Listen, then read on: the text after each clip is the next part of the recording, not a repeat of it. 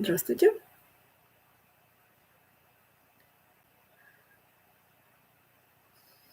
Здравствуйте.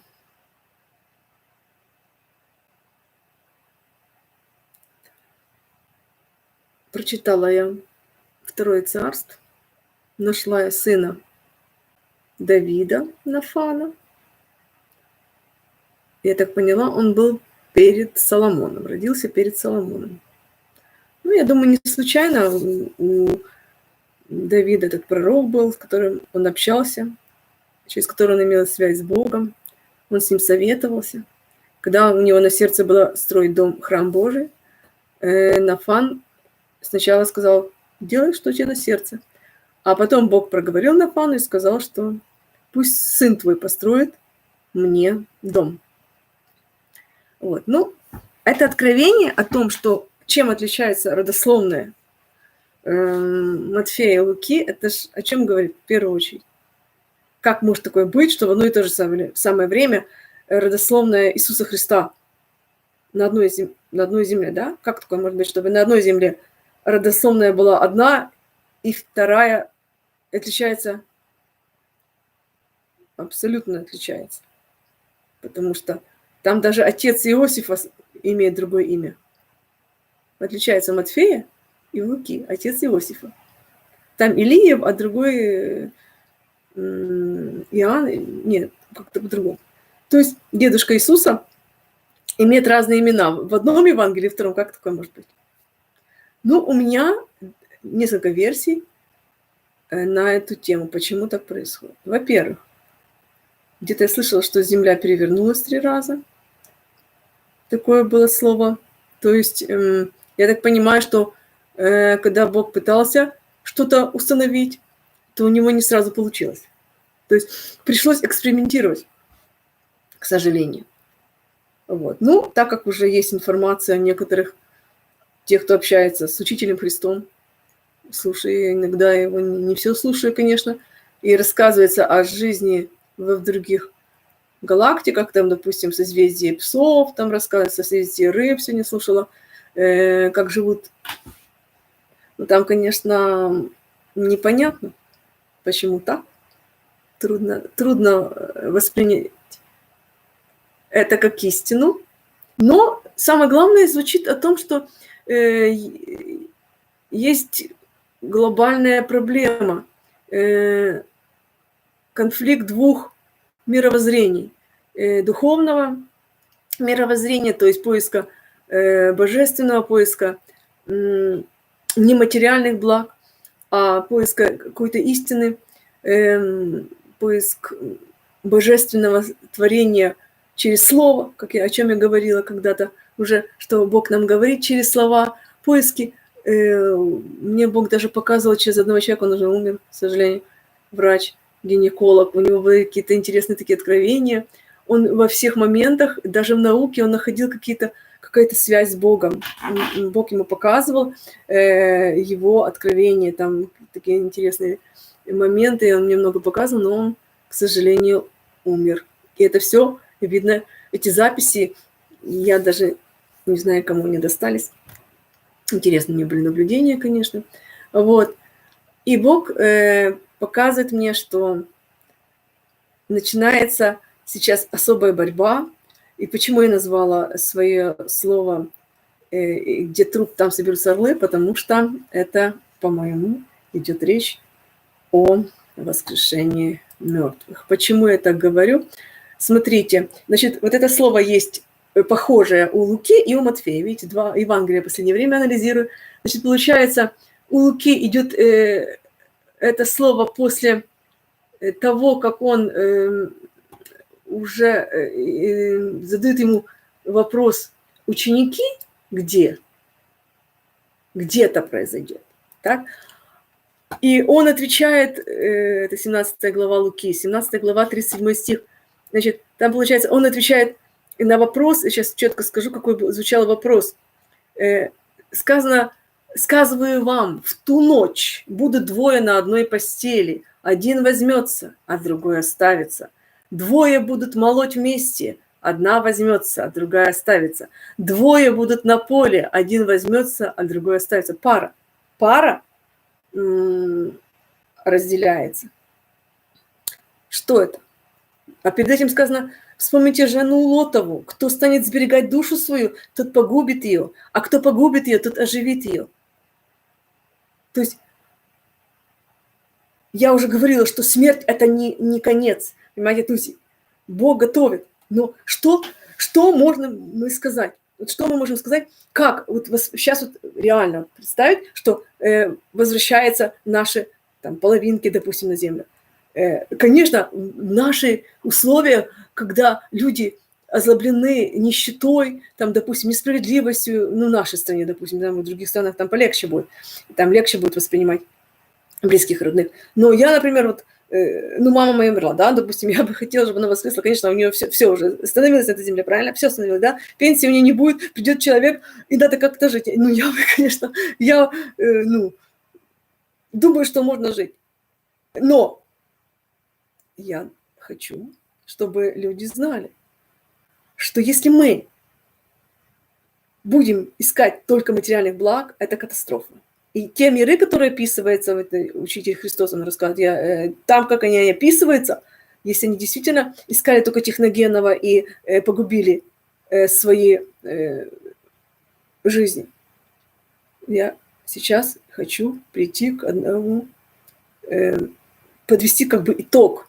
То есть, когда мы рассуждаем, почему у Матфея одна родословная к Иисусу, а у Луки другая, я думаю, что вторая версия у меня, это потому, что Бог доказывает, что мы не едины во Вселенной. И Бог таким образом спасал наши души. Есть, конечно, версия и предыдущих поколений. Таким же самым образом жили люди, и тоже был свой Христос, понимаете?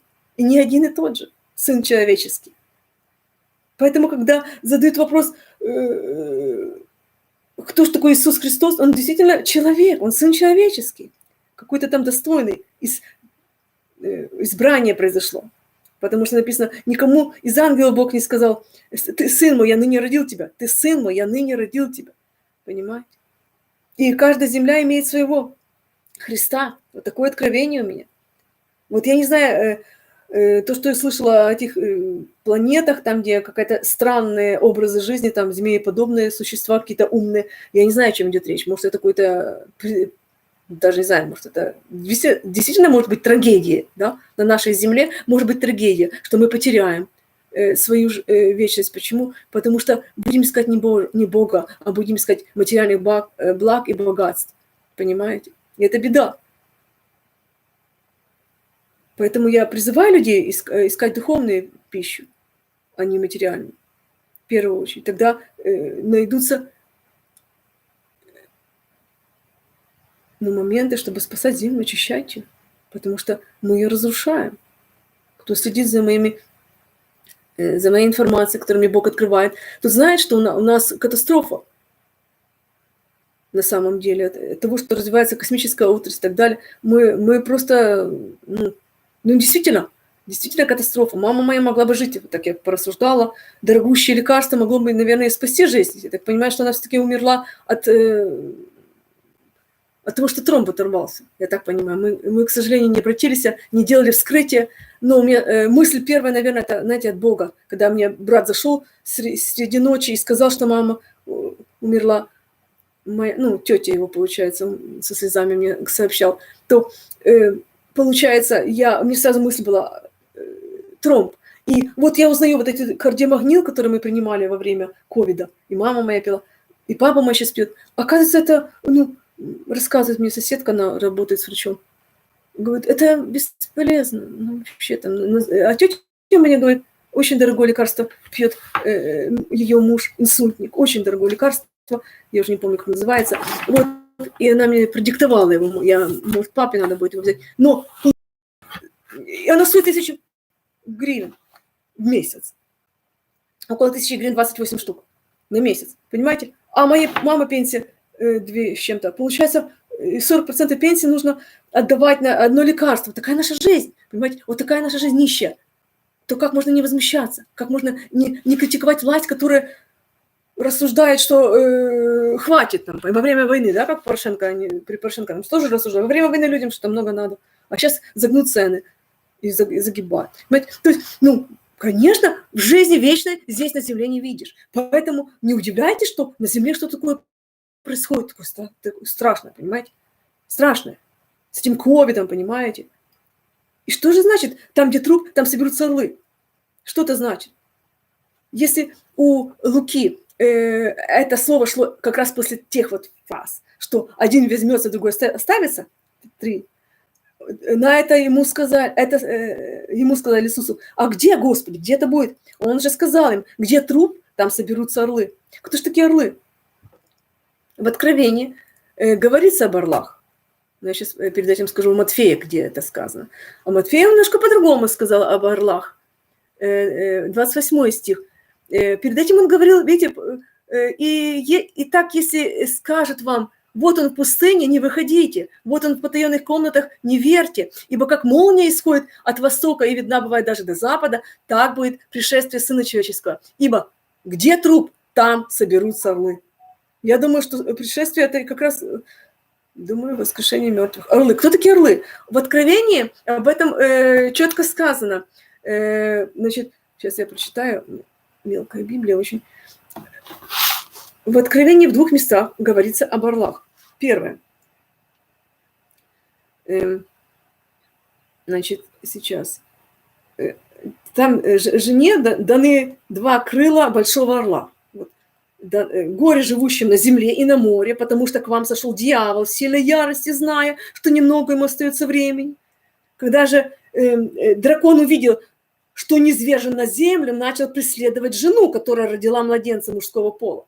И даны были жене 2 крыла большого орла, чтобы она летела в пустыню, в свое место от лица змея, и там питалась в продолжение времени, времен и полвремени.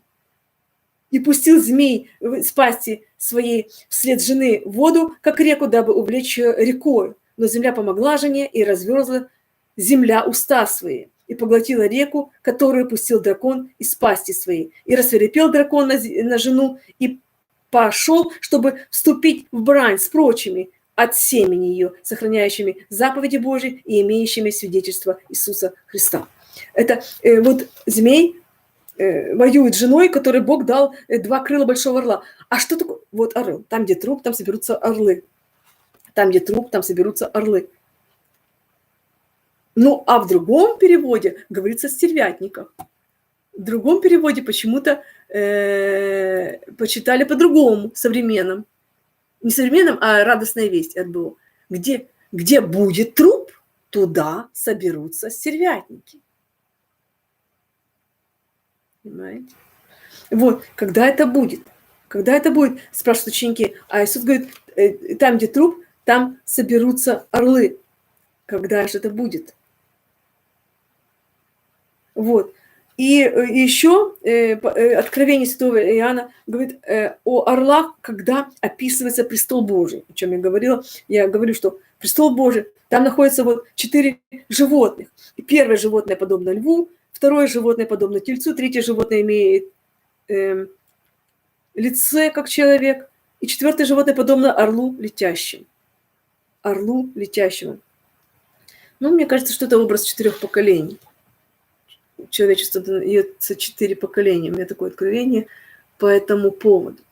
Ну, меня, конечно, умиляет, когда я слушала вчера одного собственника этого биткоина, как-то он рассуждал о продолжении жизни на Земле, как все это будет устраиваться. Он говорит, что, он рассуждал с точки зрения того, что будет техногенная такая революция, так сказать, что у людей не будет работы, потому что за людей будут работать машины, вы понимаете, о чем я говорю, конечно.